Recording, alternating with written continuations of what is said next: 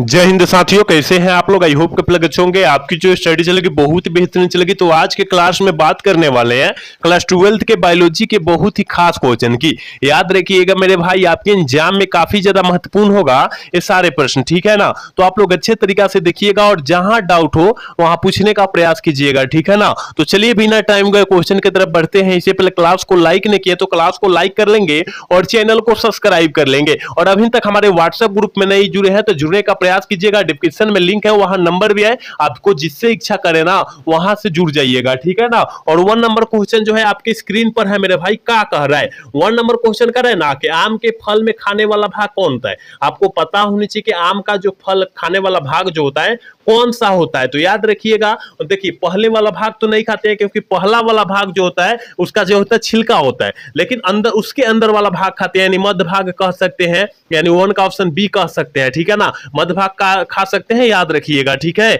हम लोग अच्छे तरीका से बतलाने का प्रयास करेंगे और आप लोग समझने का भी प्रयास कीजिएगा मेरे भाई, ठीक है। करें द्विखंडन एक प्रकार का होता है। द्विखंडन एक प्रकार का क्या होता है, जल्दी से जो है दो का ऑप्शन बतला दीजिए। तो याद रखिएगा, द्विखंडन जो होता है अमीबा और पैरामीशियम में होता है, और अमीबा और पैरामीशियम जो होता है अलैंगिक जनन का उदाहरण होता है। याद रखिएगा ऑप्शन बी सही हो जाएगा, दो का ऑप्शन बी हो जाएगा, याद रखिएगा। चलिए 3 नंबर क्वेश्चन क्या कह रहा है, 3 नंबर क्वेश्चन कह रहा है ना, जीवों में जनन से पहले उनकी मृत्यु प्राकृतिक तक, मतलब मृत्यु के तक जो है उसका आवर्त काल कहलाता है, क्या कहलाता है, जल्दी से बतला दीजिए। उसका काल कहलाता क्या कहलाता है, तो जीवन काल कहलाता है, ठीक है। आपके सर जी लिखवाए होंगे जीवन काल का परिभाषा, और यही परिभाषा लिखवाए होंगे, ठीक है ना। मतलब मृत्यु, जन्म से लेकर मृत्यु तक जो कहलाता है जीवन काल कहलाता है, साधारण भाषा में हम लोग बात करें तो, ठीक है। तो याद रखिएगा ऑप्शन ए वाला करेक्ट होगा। चलिए अगला क्वेश्चन, यानी 4 नंबर क्वेश्चन क्या करे कि रात में खिलने वाले पुष्प साधारण होते हैं। देखिए रात में जो पुष्प खिलते हैं वो कैसे होते हैं, तो रात में जो खिलते हैं ना वो क्या होते हैं, छोटे होते हैं, अक्सर वो छोटे होते हैं तभी तो खिलते हैं ना। याद रखिएगा ऑप्शन बी वाला सही होगा, 4 का ऑप्शन बी ठीक होगा, याद रखिएगा, ठीक है ना। देखिए मेरे भाई, आप लोग अच्छे तरीका से सारे क्वेश्चन को देखिए, क्योंकि हम लोग जितना क्वेश्चन करा रहे हैं बहुत ही खास क्वेश्चन करा रहे हैं, ठीक है ना। थोड़ी सी आवाज में प्रॉब्लम भी आ रही होगी क्योंकि बारिश हो रही है और बारिश के कारण थोड़ी सी आवाज में कठिनाई आ रही है, ठीक है ना। इधर उधर से कुछ टपकने का आवाज आ रहा है, ठीक है। चलिए अगला क्वेश्चन, यानी 5 नंबर क्वेश्चन क्या करें, पुष्प के नर जनन अंग को क्या कहते हैं। देखिए पुष्प के नर जनन अंग को पुमंग कहते हैं, लेकिन मादा जनन अंग को क्या कहते हैं, जयांग कहते हैं, ठीक है। मादा जनन अंग को क्या कहते हैं, जयांग कहते हैं, और नर के क्या कहते हैं, पुमंग कहते हैं। तो याद रखिएगा, दोनों याद रखिएगा, ऑप्शन बी वाला सही हो जाएगा, 5 का ऑप्शन बी होगा, याद रखिएगा। चलिए अगला क्वेश्चन की तरफ बात करते हैं, यानी 6 नंबर क्वेश्चन क्या कह रहा है, कह रहा है ना, कह रहा है कि इनमें से कौन नर युग्म से संयोजन कर भ्रूण पोष बनाता है। नर युग्म से संयोजन कर कौन जो होता है भ्रूण पोष बनाता है। तो याद रखिएगा द्वितीय केंद्रक हम लोग कहते हैं, याद रखिएगा ऑप्शन डी वाला करेक्ट हो जाएगा, 6 का ऑप्शन डी होगा, याद रखना है आपको, ठीक है। और अभी तक जितने बच्चे क्लास को लाइक नहीं किए ना वो क्लास को लाइक कर लेंगे और चैनल को सब्सक्राइब कर लेंगे, ठीक है। और आवाज में कुछ कठिनाइयां आ रही है उसको क्षमा करना है, क्योंकि बारिश के कारण थोड़ी सी आवाज में कठिनाई आ रही होगी, थोड़ी सी अगल बगल से जो है क्या आ रही है, आवाज आ रही होगी आपके पास, ठीक है। तो आपको जो है क्षमा करना है, ठीक है। चलिए अगला क्वेश्चन क्या कह रहा है, देखिए 7 नंबर क्वेश्चन करेंगे, स्तनधारियों के शुक्राणु के मध्य भाग में पाया जाता है। स्तनधारियों के शुक्राणु के मध्य भाग में जो पाया जाता है वो क्या पाया जाता है, तो याद रखिएगा माइटोकॉन्ड्रिया पाया जाता है, यानी 7 का ऑप्शन जो हो जाएगा सी हो जाएगा, क्या होगा, 7 का ऑप्शन सी होगा, याद रखिएगा आप लोग। चलिए अगला क्वेश्चन क्या कह रहा है, करे कि एक जीन जोड़ा दूसरे जीन जोड़ा के प्रभाव को दबा देता है, इस घटना को हम लोग क्या कहते हैं, इस घटना को हम लोग क्या कहते हैं। और यह प्रश्न जो है 2023 में पूछा गया है, तो याद रखिएगा इस घटना को हम लोग एपिस्टेटिस कहते हैं, यानी 8 का ऑप्शन ए हो जाएगा, याद रखना है आपको। चलिए 9 नंबर क्वेश्चन क्या कर रहा है, करे कि डीएनए अणु में साइटोसिन 18% है, तो एडिनिन की प्रतिशत जो हो जाएगी वो कितनी परसेंट की हो जाएगी, तो याद रखिएगा 32%, हर एक हाल में 32% आपको टिक आउट कर देना है, यानी 9 का ऑप्शन डी होगा, याद रखिएगा। 10 नंबर क्वेश्चन क्या कर रहा है, कह रहा है कि बढ़ता त्वचा कैंसर एवं उत्परिवर्तन की दर की अधिकता के कारण क्या है। मतलब त्वचा कैंसर भी बढ़ रहा है और कैंसर जो फैल रहा है ना और अधिक फैल रहा है। आपको पता है कि आजकल जो है कैंसर जो है बहुत ज्यादा फैल रहा है, और वो किसके कारण फैल रहा है, तो याद रखिएगा ओजोन परत की कमी के कारण, क्योंकि हमारे जो है प्रदूषण जो है इतना जो है हमारे ओजोन परत को नष्ट कर रहा है, छेद छेद कर दे रहा है, होल कर दिया है, ठीक है, जिसके कारण हमारे शरीर पर प्रभाव पड़ रहा है। कैंसर की समस्या, ब्लड कैंसर की समस्या, ये सब सारा मतलब त्वचा कैंसर की समस्या, ये सारा कैंसर जो है उपराउ ले रहा है ये ओजोन परत के ही कारण। ठीक है, चलिए 11 नंबर क्वेश्चन करें कि विडाल परीक्षण किसकी पुष्टि के लिए किया जाता है। विडाल परीक्षण जो होता है वो किसकी पुष्टि के लिए किया जाता है, तो याद रखिएगा टाइफाइड के पुष्टि के लिए किया जाता है, यानी 11 का ऑप्शन बी होगा, याद रखना है। 12 नंबर क्वेश्चन क्या कर रहा है, कह रहा है ना सहलगनता समूह की संख्या उस कोशिका के लिए क्या होगी जिसमें 2n बराबर 14 है, क्या होगी, तो आपको पता नहीं है, 2 से 7 में 14 से भाग दीजिए 7 हो जाएगा, बहुत आसान है और ये भी 2023 में पूछा गया। अब जान जाइए कि इतना आसान आपके एग्जाम में आता है और हर एक साल इसी तरह जो है और इतना ही आसान प्रश्न आपके एग्जाम में आता है, ठीक है ना। लेकिन पिछले साल कुछ थोड़ी सी मतलब क्वेश्चन में जो है क्या किया था, हार्ड लाया था, ठीक है ना। करे के बुचेरिया बैक्रोफैक्टी जो आदमी में फलेरिया रोग को पैदा कर देता है, इस समूह की घटना को हम लोग क्या कहेंगे, तो याद रखिएगा हेलमिंथ के कारण हो जाता है और ये भी 2022 में और 2023 में पूछा गया है, याद रखिएगा। ठीक है, ऑप्शन डी वाला करेक्ट होगा, 13 का ऑप्शन डी होगा, याद रखिएगा। 14 नंबर क्वेश्चन करेंगे जिब्रेलिन क्या है। मेरे भाई जिब्रेलिन एक प्रकार का हार्मोन है, क्या है, जिब्रेलिन एक प्रकार का हार्मोन है, यानी 14 का ऑप्शन ए हो जाएगा। ठीक है, चलिए अगला क्वेश्चन क्या कर रहा है, 15 नंबर क्वेश्चन आपके स्क्रीन पर करे के विषाणुओं का अध्ययन का किस शाखा में किया जाता है। विषाणुओं का अध्ययन जो होता है किस शाखा में हम लोग करते हैं, तो 15 का ऑप्शन होगा क्या, तो याद रखिएगा वो जो है वायरोलॉजी के शाखा में हम लोग करते हैं, बायोलॉजी नहीं वायरोलॉजी मारिएगा। ठीक है, ऑप्शन बी वाला सही कीजिएगा, 15 का ऑप्शन बी होगा। ठीक है, चलिए अगला क्वेश्चन की तरफ बात करें।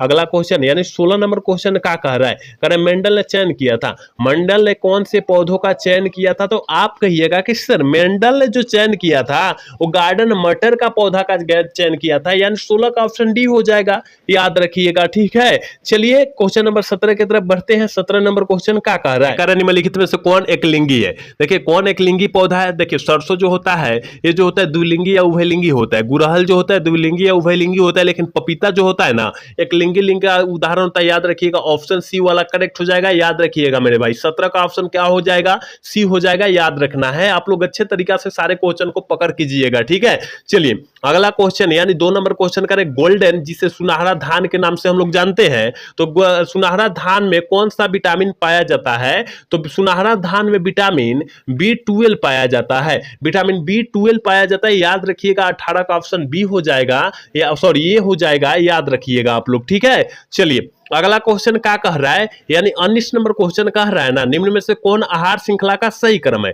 मेरे भाई आहार श्रृंखला का सही क्रम की बात किया जा रहा है, तो आपको पता है कि आहार श्रृंखला का सही क्रम जो होता है वो क्या होता है। देखिए घास को बकरी गेहूं नहीं खा सकती है, ये तो गलत है। देखिए घास को बकरी खा सकती है, बकरी को शेर भी खा सकता है, इसका मतलब ऑप्शन बी वाला करेक्ट हो जाएगा। ठीक है, 19 का ऑप्शन बी हो जाएगा, याद रखिएगा। हम लोग सारे ऑप्शन को जांच लेते हैं। देखिए बकरी को गाय नहीं खा सकती है, ये तो बिल्कुल गलत बात है। यहाँ घास को मछली खा सकती है, लेकिन मछली को बकरी नहीं खा सकती है, मछली को बकरी नहीं खा सकती है, मतलब ये भी गलत है। ठीक है ना, यानी ऑप्शन जो हो जाएगा बी वाला करेक्ट हो जाएगा। ठीक है, क्या होगा, इसका ऑप्शन बी वाला सही हो जाएगा, याद रखिएगा। चलिए अगला क्वेश्चन क्या कर रहा है कि सल्फर डाइऑक्साइड प्रदूषक सूचक होता है। सल्फर डाइऑक्साइड मतलब क्या होता है, SO2 उसका होता है, मतलब SO2 जो होता है सल्फर डाइऑक्साइड बोलते हैं। तो सल्फर डाइऑक्साइड प्रदूषक का सूचक होता है, कौन होता है, तो आप बतलाइएगा कि सल्फर डाइऑक्साइड कह रहा है मेरे भाई, तो आप कहिएगा कि सर लाइकेन का प्रदूषक सूचक होता है, यानी ऑप्शन बी वाला सही होगा, 20 का ऑप्शन बी होगा, याद रखिएगा। 21 नंबर क्वेश्चन क्या करेगा, विश्व पर्यावरण दिवस हर वर्ष कब मनाया जाता है। विश्व पर्यावरण दिवस हर वर्ष को जो है कब मनाया जाता है, तो याद रखिएगा 5 जून को मनाया जाता है। ठीक है ना, 5 जून को मनाया जाता है, यानी ऑप्शन जो हो जाएगा 20 सही होगा, 21 का ऑप्शन बी होगा, याद रखिएगा। 22 नंबर क्वेश्चन तो कह रहा है ना रेड दाता पुस्तक में किस प्रकार के जीवों की सूची रहती है, तो याद रखिएगा वो जो है ना वो सारे प्रकार की मतलब सारे प्रकार की जीवों की सूचियां रहती है, जैसे कि दुर्लभ प्रजाति हो गया, विलुप्त प्रजाति हो गया, संकटग्रस्त प्रजाति हो गया, यानी ऑप्शन डी हो जाएगा, ऑल ऑफ दीज हो जाएगा। ठीक है ना, 22 का ऑप्शन डी हो जाएगा, याद रखिएगा। 23 नंबर क्वेश्चन क्या कर रहा है, कह रहा है ना कि इनमें से कौन भारतवर्ष में जैव विविधता का हॉट स्पॉट है। कौन जो होता है जैव विविधता का हॉट स्पॉट होता है, तो याद रखिएगा कौन, पश्चिमी घाट जो होता है ना, जैव विविधता का हॉट स्पॉट बोला जाता है, याद रखिएगा इसको, ठीक है। ऑप्शन सी वाला करेक्ट हो जाएगा, याद रखिएगा। अभी तक जितने बच्चे क्लास को देख रहे हैं और क्लास को लाइक नहीं किया ना, वो लाइक करने का प्रयास करेंगे, ठीक है। तो 23 का ऑप्शन क्या हो जाएगा, क्या हो जाएगा, सी हो जाएगा, याद रखिएगा। 24 नंबर क्वेश्चन क्या कह रहा है, 24 नंबर क्वेश्चन कह रहा है ना कि पारिस्थितिक तंत्र में ऊर्जा का मुख्य स्रोत क्या होता है। मेरे भाई पारिस्थितिक तंत्र में ऊर्जा का मुख्य स्रोत क्या होता है, तो आप तो कहिएगा कि पारिस्थितिक तंत्र में कह रहे हैं, और पारिस्थितिक तंत्र में ऊर्जा का मुख्य स्रोत जो होता है ना पारिस्थितिक तंत्र में, वो हरे पेड़ पौधा होता है। क्या होता है, हरे पेड़ पौधा होता है, जैसे कि गाछ वृक्ष नहीं कहते हैं, पेड़ पौधा कहते हैं, पता तो है ना आपको, तो वही हो जाएगा, ठीक है। नहीं, पारिस्थितिक तंत्र में कह रहा है ऊर्जा का मुख्य स्रोत है मेरे भाई, ऑप्शन बी होगा, सूर्य ना होता है। पारिस्थितिक तंत्र में मुख्य स्रोत जो होता है सूर्य होता है। ऑप्शन ए काट लेना है आपको, ऑप्शन ए काट लेना है, देखना ऑप्शन बी टिक आउट करना है। करेगा पारिस्थितिक तंत्र में कह रहा है, ठीक है, और ऊर्जा का मुख्य स्रोत कह रहा है, तो ऊर्जा का मुख्य स्रोत सूर्य नहीं होगा, तो आप लोग ऑप्शन बी टिक आउट कीजिएगा, ऑप्शन ए काट लीजिए, ठीक है। चलिए अगला क्वेश्चन करें, 25 नंबर क्वेश्चन कर रहा है कि निम्न में से कौन कीटभक्षी पौधा है। निम्न में से कौन जो होता है कीटभक्षी पौधा का उदाहरण होता है, तो आप कहिएगा कि सर डेसोरा भी होता है, नेपोथिस भी होता है, ए और बी दोनों भी होता है, यानी ऑप्शन सी वाला करेक्ट हो जाएगा। 25 का ऑप्शन सी हो जाएगा, याद रखिएगा। 26 नंबर क्वेश्चन क्या कर रहा है कि द्वितीयक उत्पादकता से संबंधित है। द्वितीयक उत्पादकता से संबंधित जो होता है कौन होता है,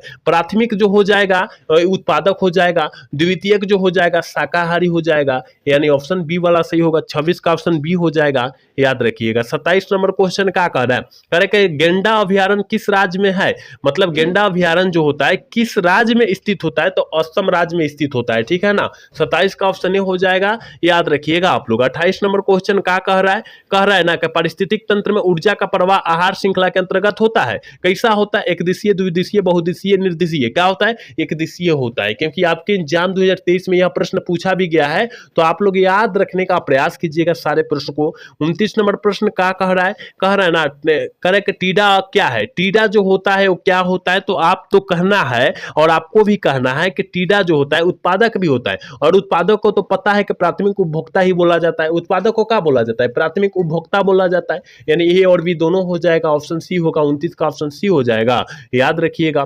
30 नंबर क्वेश्चन कह रहा है कि पहली ट्रांसजेनिक फसल थी, पहली जो है ट्रांसजेनिक फसल जो थी वो कौन थी, तो याद रखिएगा तंबाकू थी। 30 का ऑप्शन क्या होगा, डी हो जाएगा। 30 का ऑप्शन क्या होगा, डी ना होगा। चलिए 31 नंबर क्वेश्चन करें कि किसी भी जनसंख्या में उपस्थित समस्त जीन एवं उसके अलील जो कहलाते हैं वो क्या कहलाते हैं, तो याद रखिएगा 31 का ऑप्शन ए हो जाएगा, जीन कोष कहते हैं उसे, क्या कहते हैं, जीन कोष कहते हैं, यानी 31 का ऑप्शन ए हो जाएगा, याद रखिएगा। 32 नंबर क्वेश्चन क्या करें कि प्रतिबंध एंजाइम की खोज की, प्रतिबंध एंजाइम का खोज जो है किसके द्वारा किया गया था, तो याद रखिएगा सिम्थन एवं नान्थन के द्वारा किया गया था, यानी ऑप्शन ए वाला करेक्ट होगा। 32 का ऑप्शन ए होगा, याद रखिएगा। 33 नंबर क्वेश्चन करें कि मिट्टी को उपजाऊ बनाने में सहायक होता है, तो मिट्टी को उपजाऊ बनाने में जो सहायक होता है पशुओं का मलमूत्र होता है, तो पशुओं के मलमूत्र को हम लोग क्या कहते हैं, जैव विविधता के नाम से जानते हैं, रासायनिक विधि नहीं, यहाँ जैविक विधि के नाम से हम लोग जानते हैं, ठीक है ना। जैविक रासायनिक मतलब जो होता है ना, रासायनिक मतलब जो होता है उसमें खाद खरीद दिया जाए, खाद दिया जाए,